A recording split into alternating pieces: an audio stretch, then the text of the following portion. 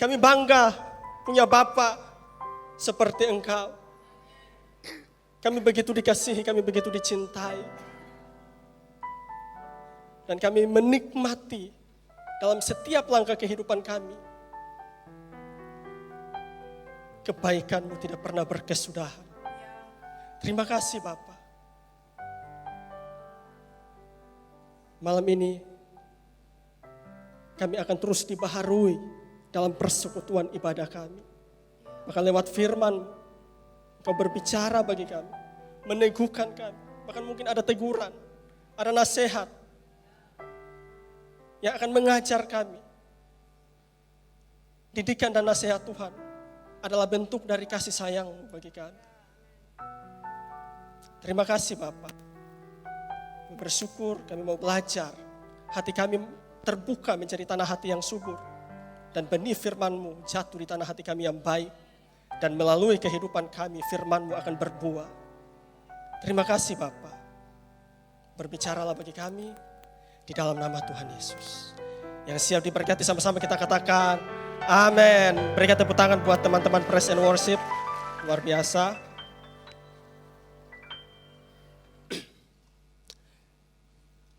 Merupakan satu anugerah dari Bapa di sorga bisa melayani Bapak Ibu Saudara di ibadah raya yang ketiga.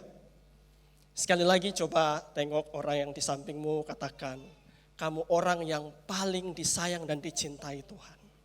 Kasih tahu Pak ya. Ya, pada minggu yang kedua Ibu Gembala berbicara tentang pentingnya persekutuan. Sama-sama katakan pentingnya persekutuan, 2-3. Landasan firman Tuhan yang dilepaskan oleh Ibu Gembala dari Efesus 2, mari sama-sama kita lihat. Efesus 2 ayat 11 sampai 22. Efesus 2 ayat 11 sampai yang ke-22, tapi saya akan mulai dari 2 ayat pertama untuk sama-sama kita melihat apa yang sedang Paulus bicarakan atau Paulus sampaikan di jemaat di Efesus. Ya, kita baca ayat 11, 2, 3. Karena itu, ingatlah bahwa dahulu kamu sebagai orang-orang bukan Yahudi, menurut daging, tak bersunat oleh mereka yang menamakan dirinya sunat, yaitu sunat lahiriah yang dikerjakan oleh tangan manusia. Bahwa waktu itu kamu tanpa Kristus, tidak termasuk kewargaan Israel, dan tidak mendapat bagian dalam ketentuan-ketentuan yang dijanjikan, tanpa pengharapan dan tanpa Allah di dalam dunia.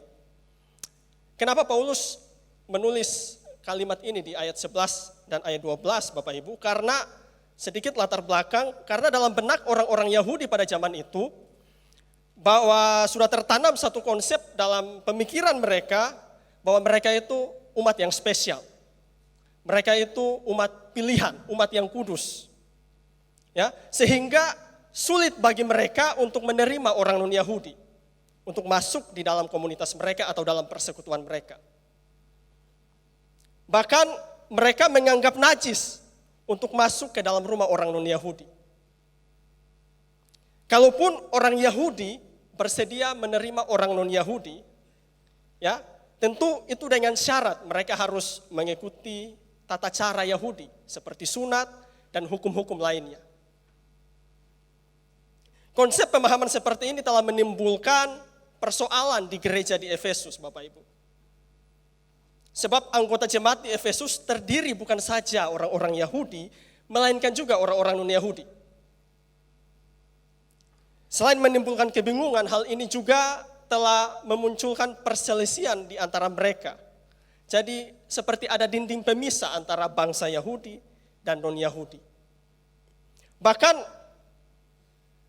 orang-orang Yahudi yang sudah percaya Yesus sekalipun masih menganggap bangsa di luar Israel atau di luar keturunan Yahudi itu bangsa kelas 2 atau kafir.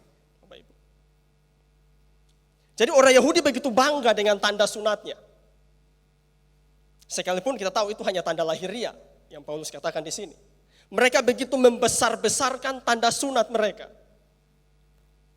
Mengatakan kepada orang non-Yahudi, oh orang ini orang yang bersunat loh. Betul, Yesus sudah mati buat kita, tapi kita ini tetap bangsa pilihan. Mereka begitu bangga, mereka sombong dengan sunat mereka. Itu sebabnya di dalam surat-suratnya Rasul Paulus merasa perlu membahas tentang persatuan orang Yahudi dan non-Yahudi.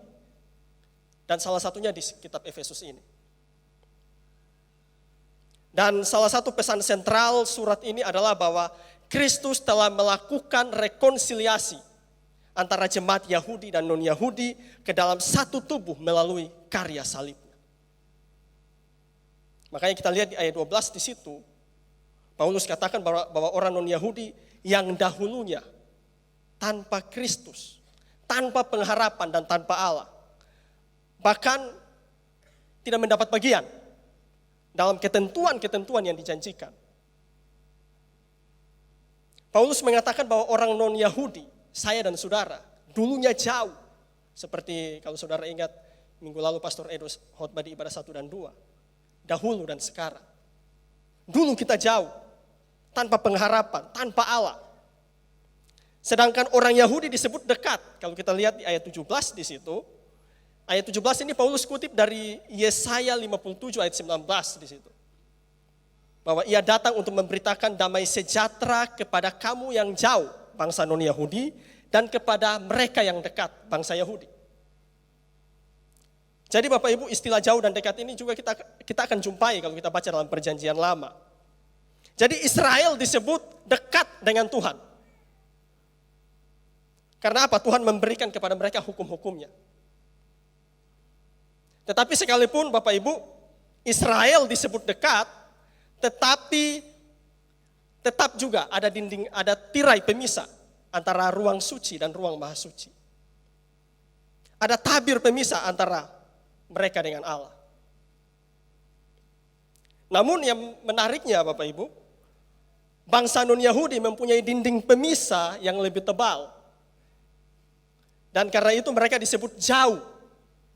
Bapak Ibu, kalau ada orang non-Yahudi yang mau bergabung dengan orang Yahudi, dalam kepercayaan orang Yahudi, tetap mereka diterima dengan ketentuan, dengan syarat yang berlaku sesuai hukum Yahudi. Tetapi ketika dalam pertemuan ibadah, mereka punya tempat khusus, tidak seperti orang Yahudi.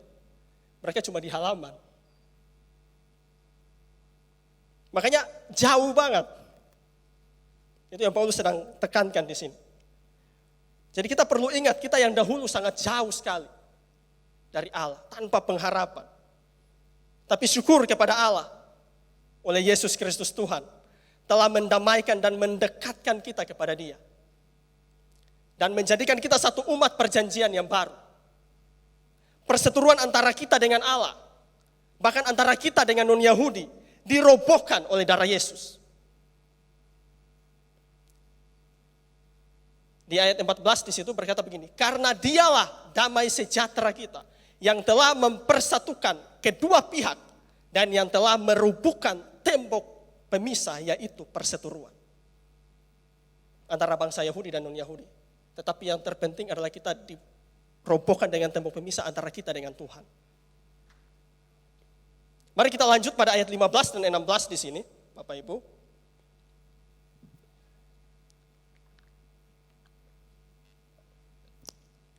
Ayat 15-16 berkata begini. Sebab dengan matinya sebagai manusia, ia telah membatalkan hukum Taurat dengan segala perintah dan ketentuannya, untuk menciptakan keduanya menjadi satu manusia baru di dalam dirinya, dan dengan itu mengadakan damai sejahtera, dan untuk memperdamaikan keduanya dalam satu tubuh dengan Allah oleh salib, dengan melenyapkan perseteruan pada salib itu. Apa yang sedang Paulus mau beritahu buat kita? Bahwa Yesus membatalkan hukum Taurat dengan segala perintah dan ketentuan-ketentuannya. Apa yang dibatalkan oleh Yesus dari hukum Taurat? Perlu kita ketahui Bapak Ibu bahwa hukum Taurat dibagi dalam 3 jenis. Yang pertama adalah hukum moral, yaitu 10 perintah Allah. Hukum seremonial yang kedua, yaitu tata cara ibadah, korban-korban, dan jubah imam dan lain sebagainya, serta turunan-turunannya. Dan yang terakhir ada 3, yaitu hukum yudisial.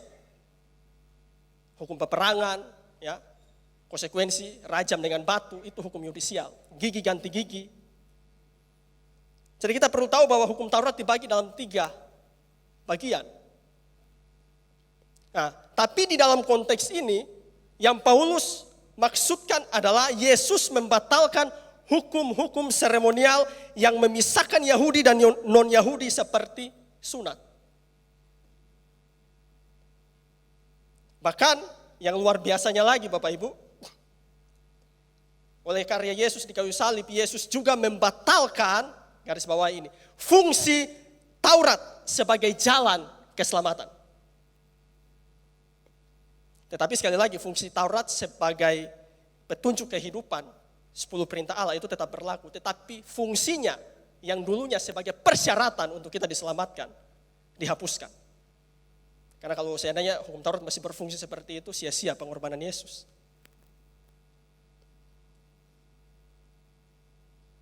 Makanya 10 hukum Taurat itu baik. Tidak ada yang salah. Dan sebagai orang yang sudah menerima Kristus, Paulus katakan dalam Roma 3 ayat 31 dalam terjemahan sederhana Indonesia berkata begini. Kalau begitu apakah berarti hukum Taurat tidak perlu ditaati lagi sebab kita sudah percaya kepada Yesus? Tentu saja tidak. Sesungguhnya dengan percaya kepada Yesus kita menaati maksud hukum Taurat, yaitu 10 perintah Allah. Ada prinsip-prinsip lain Bapak Ibu tentang hukum Taurat, bahwa hukum Taurat itu adalah hukum, sekali lagi hukum yang baik, hukum yang benar, hukum yang kudus, tetapi dia tidak bisa membuat saya dan saudara menjadi orang yang kudus di hadapan Allah. Itu masalahnya. Hukum Taurat itu diberikan Bapak Ibu untuk menelanjangi kita, menunjukkan dosa-dosa kita. Bahkan saya mau bilang mempermalukan kita dan menyudutkan kita. Dan membuat kita semakin mengenal dosa dan membuat kita layak untuk dihukum di hadapan Allah. Roma 3 ayat 19-20 berkata begini. Roma pasal 3 ayat 19 dan 20. Tetapi kita tahu bahwa segala sesuatu yang tercantum dalam kitab Taurat ditujukan kepada mereka yang hidup di bawah hukum Taurat. Supaya tersumpat setiap mulut dan seluruh dunia jatuh di bawah hukuman Allah. Sebab tidak seorang pun yang dapat dibenarkan di hadapan Allah oleh karena melakukan hukum Taurat, karena justru oleh hukum Taurat orang mengenal dosa. Dan yang terakhir, prinsip yang paling berat dari hukum Taurat adalah hukum Taurat itu bersifat satu kesatuan Bapak Ibu. Jadi kita harus taat dengan sempurna atau kita gagal total. Gagal satu artinya gagal semuanya. Itu prinsip hukum Taurat. Mari kita lihat Yakobus 2 ayat 10 dan 11. Yakobus 2 ayat 10 dan 11 dalam versi terjemahan sederhana Indonesia. Versi terjemahan sederhana Indonesia berkata begini. Ingatlah bahwa sekalipun kamu menaati hukum Taurat tetapi lupa melakukan satu peraturan kecil di dalamnya, berarti kamu sudah melanggar seluruh hukum Taurat itu dan layak dihukum Allah. Karena hukum Taurat diperhitungkan sebagai satu kesatuan yang utuh. Sebagai contoh, dalam hukum Taurat Allah memerintahkan jangan berzina dan jangan membunuh.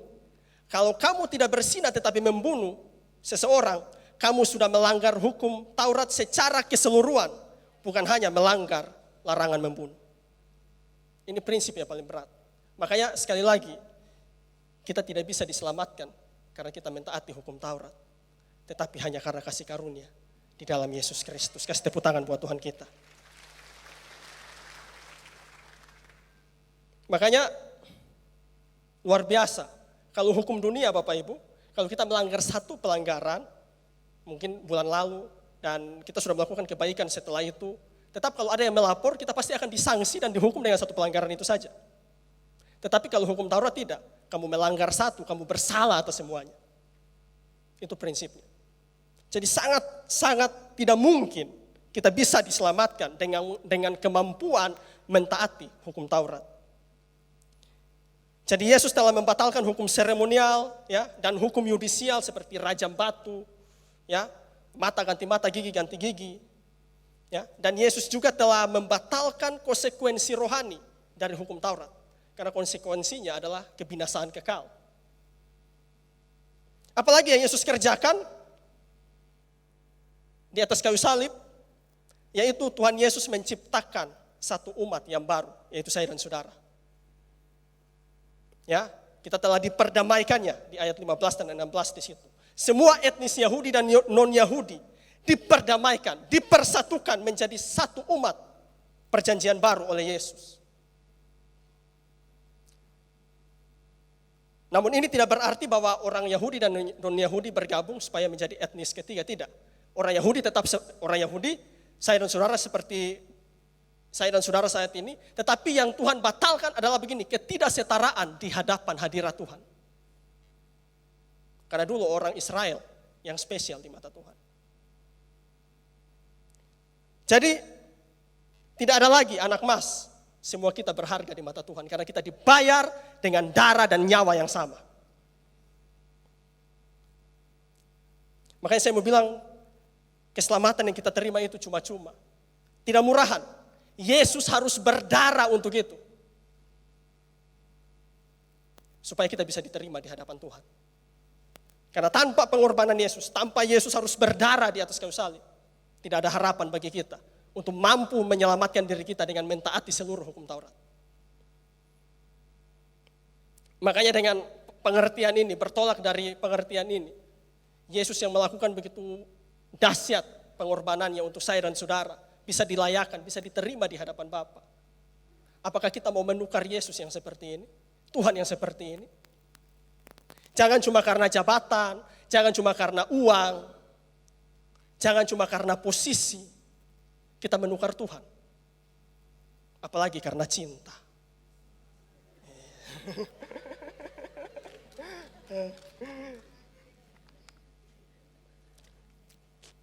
Ini yang tertawa pengalaman atau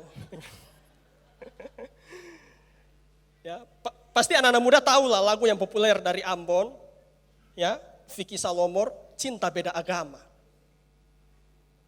Sangat tidak alkitabiah itu. Memang lagunya bagus kalau dengar. Memang ini Tuhan petakdir for beta. Biar beda agama, yang penting beta cinta. Maaf. Tidak bermaksud menyudutkan atau saudara-saudara yang mungkin sudah menjalani hubungan dengan orang yang beda iman. Tapi sekali lagi, gelap dan terang tidak bisa bersatu. Ya. Jadi jangan bapaksa, bilang kiri kanan, jangan bapaksa. Ya, saya bilang begini, saya cerita ini karena saya sedikit kesaksian, pengalaman satu kali saya punya saudara, sudah menikah akhirnya. Waktu dia pacaran dengan orang yang beragama seberang dan saya panggil dia, saya tegur dia. Saya bilang begini, kamu sudah tahu tentang Yesus, kamu sudah tahu tentang jalan kehidupan. Jadi hati-hati. Singkat cerita, waktu itu dia taat dan akhirnya dia pergi ke luar dari kota Ternate.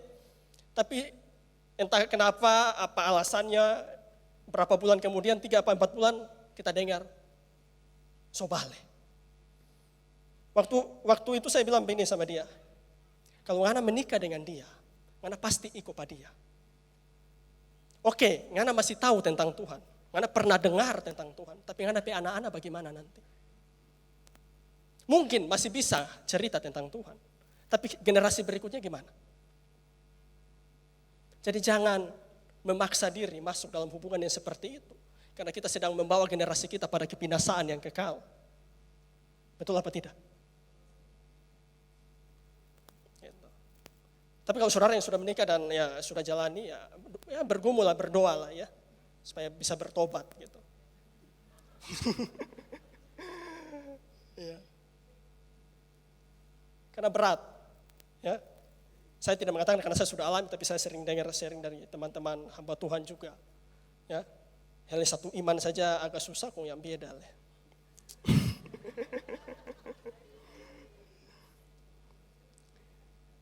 Saya kutip kalimat dari Miles Monroe, dia mengatakan begini. Jika seseorang ikut Tuhan hanya untuk mendapatkanmu. Ya, sekali lagi, jika dia ikut Tuhan hanya untuk mendapatkanmu, dia bisa juga meninggalkan Tuhan setelah mendapatkanmu. Bisa. Gitu. Saya pernah jumpai orang-orang yang punya pengalaman kayak gitu. Oh, Viko betul, aduh dia so ingin mau dibaptis. Oh puji Tuhan kan. Waktu itu saya bilang saya tidak dalam posisi setuju. Kita selalu tanya begini, kalau ada orang yang ngotot begitu ya, karena mau cari pembenaran, kita bilang, ya sering kita begini. Ngana jawab, apakah Ngana mendapat impresi kuat dari Tuhan tentang dia atau tidak? Ini kita kuasa berdoa, ya kita percaya Tuhan pasti tolong. Dan singkat cerita, menikahlah dia. Dan dia bergumul sampai saat ini, suaminya tidak pernah ikut ke gereja. Udah dibaptis, nikah di Kristen. Bahkan pernah bersumpah katanya akan ikut. Tapi nyatanya enggak. Ternyata sumpahnya cuma sumpah palsu, saudara. Ya, jadi saya mau bilang jangan menukar Yesus dengan siapapun. Amin. Yesus sudah luar biasa mengerjakan perkara yang dahsyat, yang harusnya kita dihukum kekal. Dia rela menggantikan kita. Kenapa kita mau gantikan dia untuk hal yang lain? Oleh sebab itu, mari sebagai orang-orang yang sudah percaya kepada Yesus, kita mengambil satu langkah iman, satu respon yang benar. Ya, karena Yesus telah menebus saya dari kutuk hukum Taurat. Saya mau ambil keputusan untuk semakin lebih lagi mengenal dia secara pribadi. Itu yang Ibu Gembala bilang mengenal Tuhan secara pribadi. Bangun persekutuan dengan Bapa di sorga. Karena apa? Kita telah memiliki jalan masuk kepada Bapa. Ayat 18 di situ berkata begini. Karena oleh dia kita kedua pihak, Yahudi dan non-Yahudi, dalam satu roh beroleh jalan masuk kepada Bapa. Jadi kita kenal dia karena kita sudah punya akses untuk mengenal Bapa. Seperti yang tadi kita baca di ayat sebelumnya, kita tanpa pengharapan, tanpa Allah. Ibrani 10 ayat 19-20 dari versi terjemahan sederhana Indonesia. Ibrani 10 ayat 19 dan 20 dari versi terjemahan sederhana Indonesia berkata begini. Saudara-saudari, oleh karena darah Yesus, kita boleh masuk ke pusat penyembahan yang maha kudus di sorga. Tanpa rasa takut. Dahulu jalan masuk ke tempat itu tertutup bagi kita oleh tirai. Namun sekarang jalan baru sudah dibukakan oleh perantara kita Yesus. Dan tubuhnya sendiri adalah pintu masuk bagi kita. Suatu pintu yang hidup. Jadi Tuhan sudah membawa kita jalan masuk. Jalan yang hidup. Kenapa kita tidak memanfaatkan akses itu untuk semakin mengenal Allah kita? Jangan sia-siakan tempat yang sudah kita miliki di dalam Kristus. Yaitu kita ada di pusat, kalau kita mengatakan tadi dari versi TSI. Pusat penyembahan dia dari usaha. Karena Bapa kita adalah pengusaha yang baik. Apalagi kalau saudara bekerja di laut. Bukankah Yesus jurumudi yang luar biasa? Jadi tidak ada alasan bagi kita. Kita sibuk di pekerjaan. Bahkan saya mau bilang begini, bahkan saudara tidak melakukan apa-apa, saudara bisa mengenal dia sebagai sumber kekuatan dan penghiburan dalam hidup saudara. Kalau mungkin saudara dalam keadaan fisik yang terbatas, cacat. Saudara tidak bisa melakukan banyak hal. Saudara bisa kenali dia dari titik itu. Dia adalah kekuatan, penghiburan yang sejati dalam hidupmu. Jadi tidak ada alasan bagi kita untuk bilang, aduh susah kita mau mengenal Tuhan. Cuma alasan kuat itu. Jadi jangan sia-siakan kesempatan yang ada. Makanya saya mau bilang, demi memperdamaikan, mempersatukan kita dengan Bapa di sorga, Yesus harus pergi ke salib sekali lagi. Saya mau ungkit ini lagi karena ini begitu membuat saya terkagum dengan Tuhan. Bapak Ibu masih ingat waktu Yesus di kayu salib? Salah satu perkataan Yesus di kayu salib adalah begini. Eli, Eli, lama sabaktani. Artinya, Allahku, Allahku, mengapa engkau meninggalkan aku? Yesus dalam posisi tidak layak lagi memanggil Allah sebagai Bapa. Kenapa? Karena dia sedang mengambil posisi kita. Dia menggantikan kita sebagai pendosa di situ. Supaya kita diterima sebagai anak. Yang tadinya kita tidak layak memanggil Allah itu Bapa. Tetapi lewat cara Yesus mati di kayu salib, Allah meninggalkan dia, Bapaknya meninggalkan dia, supaya saat ini kita bisa berseru yang sebaliknya. Bapakku, Bapakku, mengapa engkau begitu setia dan tidak pernah meninggalkanku? Itu Tuhan kita. Itulah yang Yesus lakukan. Jadi mari kesempatan ini, Tuhan tidak pernah meninggalkan kita, kenali dia. Kalau saudara sudah merasa jauh, Tuhan tidak pernah jauh. Dia selalu ada di dekatmu. Datang di hadapannya, di hadiratnya, untuk kenali dia. Yang kedua, sebagai orang yang sudah mengenal Tuhan secara intim, respon penting berikutnya adalah begini. Selain kita sudah mengenal Tuhan secara intim, secara terus menerus, respon berikutnya adalah begini. Kita mau hidup dalam persekutuan orang-orang percaya. In, up, in. Hidup dalam persekutuan orang-orang percaya. Ayat 19 sampai 22. Saya akan baca juga dari versi terjemahan sederhana Indonesia. Efesus 2 ayat 19 22 TSI. Ya.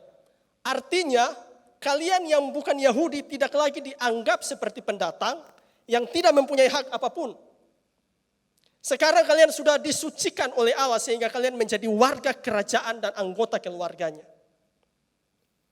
Kita semua menjadi seperti sebuah rumah yang sedang dibangun di atas batu-batu fondasi besar yang melambangkan para nabi dan rasul.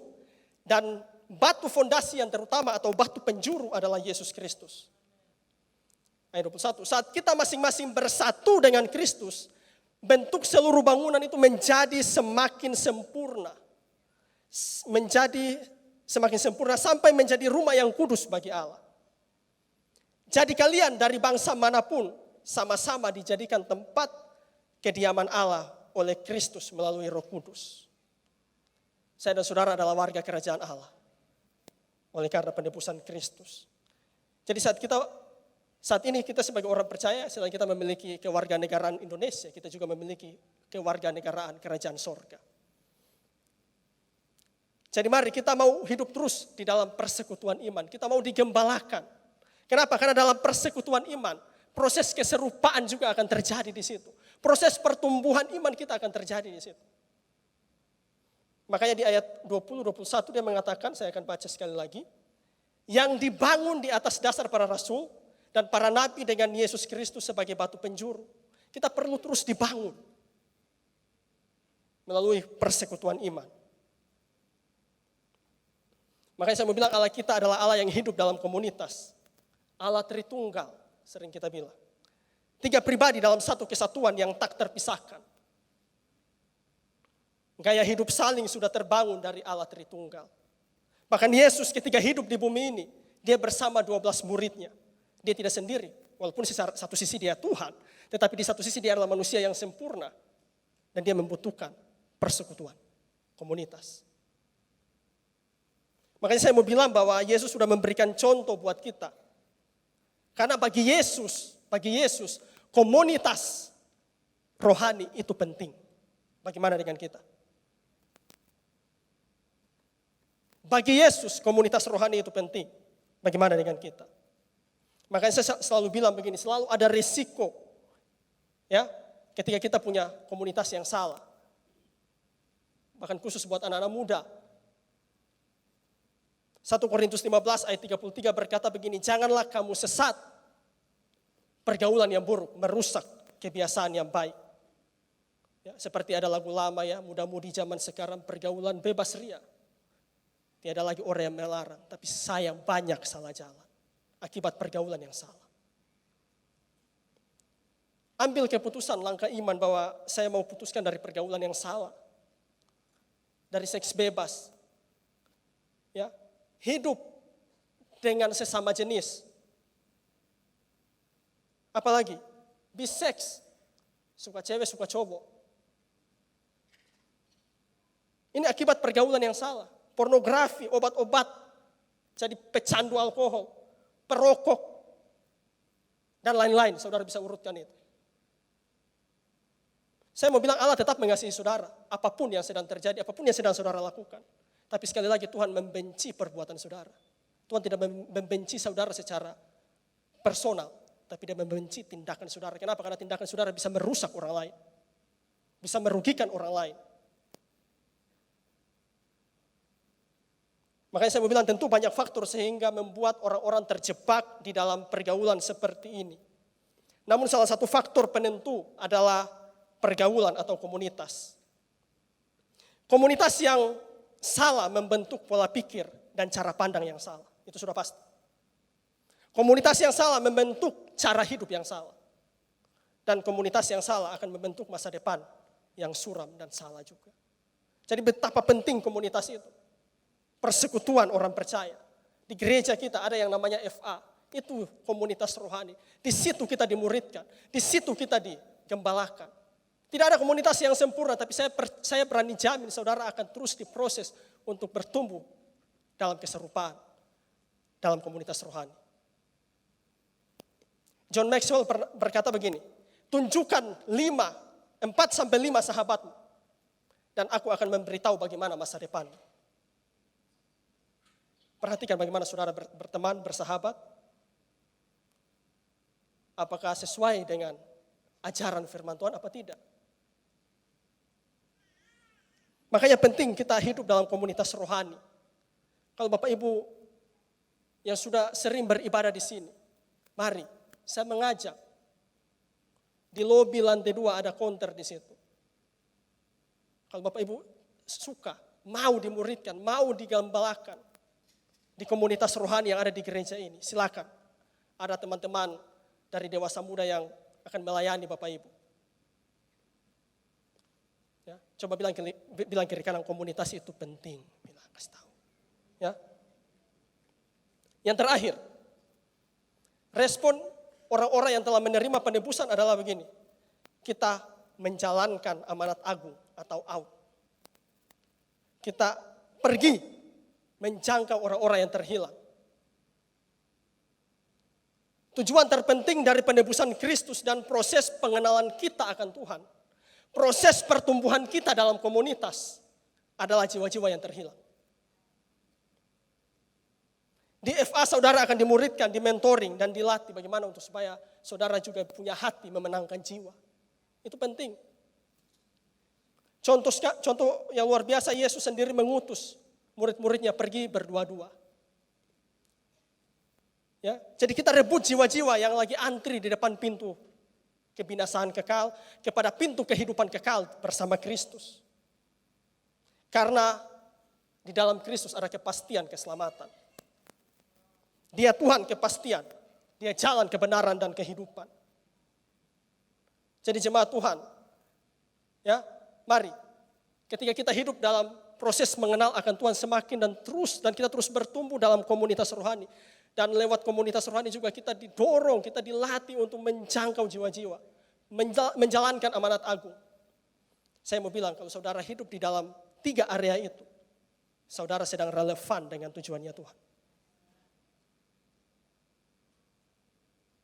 Pertanyaannya, apakah hidupmu, tujuan hidupmu, kekayaanmu mungkin, pencapaian-pencapaianmu, jabatan, pergaulanmu, hubungan-hubunganmu relevan tidak dengan tujuan Tuhan? Saya tidak mengatakan saya sudah sempurna, tapi saya terus mau mengenal dan belajar bagaimana supaya bisa relevan. Semakin hari. Untuk terus kita juga introspeksi diri. Untuk terus bertumbuh dalam Tuhan. Kesuksesan menurut dunia selalu pada seperti yang kita kenal, memiliki banyak uang, punya jabatan. Tetapi saya mau bilang kesuksesan sejati adalah ketika kita hidup, sekali lagi, terus mengenal dia secara pribadi. Bertumbuh dalam komunitas rohani, dalam komsel, dan kita mau menjalankan amanat agung. Itulah kesuksesan sejati sampai kepada kekekalan. Jika kita hidup seperti ini, sekali lagi kita relevan dengan apa yang menjadi kepentingan kerajaan Allah. Hidup yang mempermuliakan Tuhan. Jangan sampai kita terjebak dengan hidup yang hanya relevan dengan kepentingan diri kita sendiri. Kemauan kita sendiri. Saya mau akhiri khotbah saya dengan menceritakan tentang satu mitos. Satu mitos, ya. Saya perhatikan Bapak Ibu, ada orang-orang jika mereka tidak mau melakukan kehendak Tuhan, Mereka mulai memberikan alasan demi alasan. Betul apa tidak? Ya, kita kan semua mantan dari situ kan. Tapi itu bertobatlah. Ya, punya alasan demi alasan. Dan alasan yang paling utama yang saya jumpai adalah begini, saya tidak punya waktu. Pernah dengar alasan semacam itu? Ketika ditanya, kenapa tidak mau ikut ibadah? Aduh, tidak punya waktu. Kenapa datang doa? Tidak punya waktu. Biasa begitu. Kenapa tidak mau ikut komsel? Kenapa tidak mau ikut FA? Nya ada waktu kasihan kita. Pakai kasihan lagi. Supaya orang kasihan kan. Kenapa tidak mau terlibat dalam pelayanan penjangkauan jiwa-jiwa?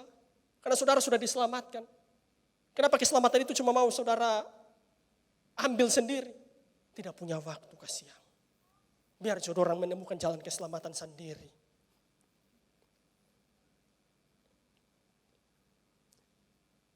Saya berharap kita bertobat dari setiap alasan yang seperti itu. Amin. Saya akan akhiri dengan contoh kisah nyata dari mitos tadi ini. Alasan tidak punya waktu. Ini saya ambil cerita kisah nyata dari seorang hamba Tuhan. Menceritakan kesaksian dan saya sangat diberkati. Dan saya rindu untuk menceritakan lagi buat Bapak Ibu. Ada seorang presiden dari sebuah perusahaan multinasional. Dia selalu diajak oleh teman-temannya untuk supaya ikut pendalaman Alkitab dalam komunitas. Dia selalu diajak. Untuk belajar bahkan bilang ini supaya ambil tanggung jawab di dalam. Orang bertumbuh sama-sama. Saudara tahu apa alasannya? Apa jawabannya? Saya sibuk. Sibuk. Saya punya banyak meeting. Karena dia pemimpin perusahaan. Saya juga sibuk mengelola organisasi yang besar. Suatu hari Bapak Ibu, dalam suatu pemeriksaan kesehatan rutin yang dia lakukan, dokter menemukan sesuatu di dalam paru-parunya. Dan dokter berkata kepada pengusaha ini, presiden ini, aku melihat ada sesuatu di paru-parumu. Kamu mengalami kanker. Ketika dia mendengar kata itu, ya, tiba-tiba dia memiliki banyak sekali waktu.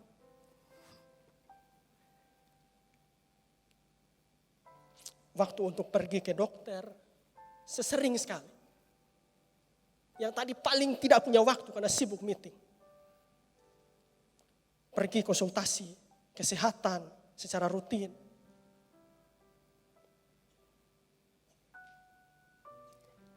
Dia punya banyak waktu untuk datang beribadah. Dia punya waktu untuk datang berdoa, datang di kelompok pendalaman Alkitab. Setelah dia dengar kata kanker. Tiba-tiba berubah. Mengapa bisa begitu Bapak Ibu? Ini alasannya saya ingin sampaikan buat kita semua.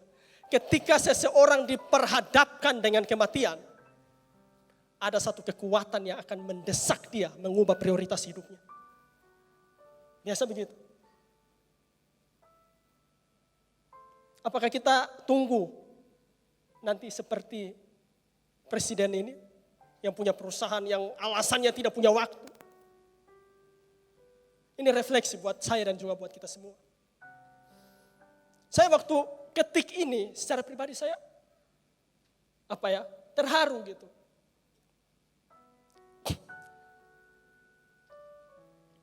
Yesus rela memberikan waktu untuk datang di bumi ini menebus saya dan saudara. Pikirkan itu. Apa yang kita lakukan, aktivitas ibadah kita, kerohanian kita tidak bisa membalas kebaikan Tuhan. Tidak bisa. Tapi kenapa kita mau melakukan itu? Sebagai bentuk ucapan syukur. Rasa terima kasih. Dia begitu baik.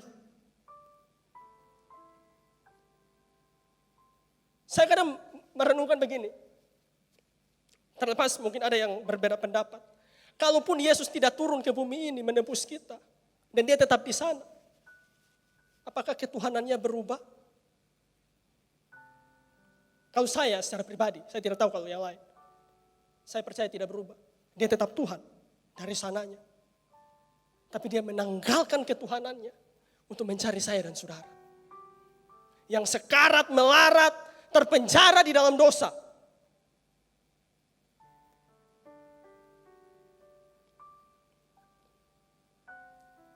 Bukankah itu waktu yang luar biasa yang Tuhan berikan buat kita?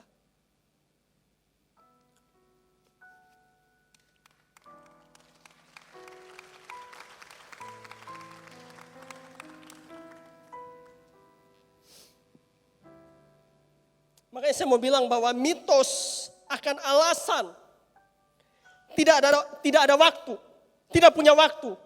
Maaf saya bilang, itu kebohongan. Kebohongan. Saudara menipu diri saudara sendiri.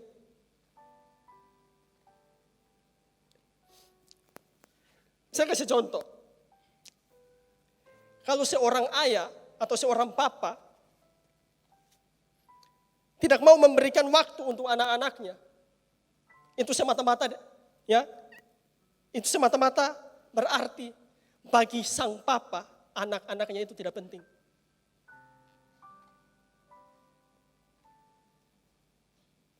Kalau kita tidak punya waktu untuk beribadah kepada Tuhan secara teratur, hal itu menandakan saudara tidak memberikan prioritas kepada hal itu.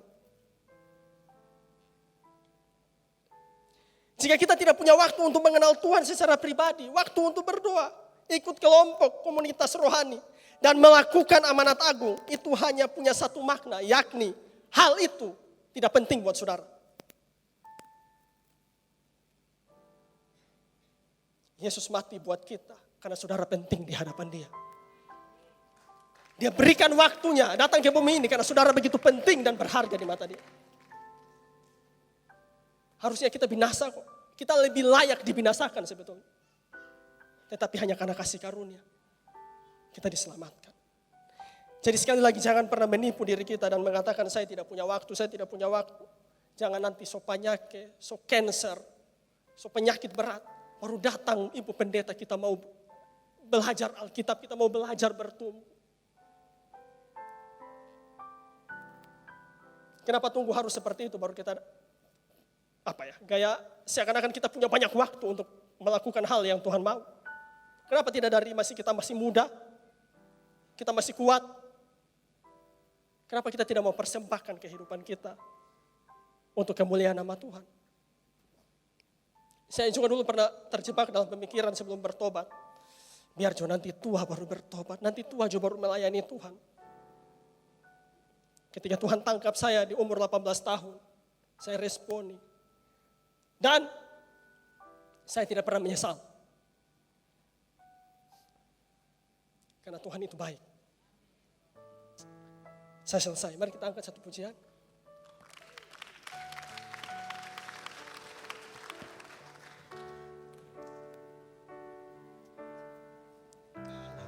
Terima kasih. Mari jemaat Tuhan kita bangkit berdiri. Bapa, ku persembahkan tubuhku sebagai persembahan yang hidup, kudus, dan yang berkenan padamu sebagai ibadah yang sejati. Bapa, ku persembahkan. Bapa, ku persembahkan tubuhku sebagai persembahan yang hidup, kudus, dan yang berkenan padamu sebagai ibadah yang sejati. Ku sembahkan Tuhan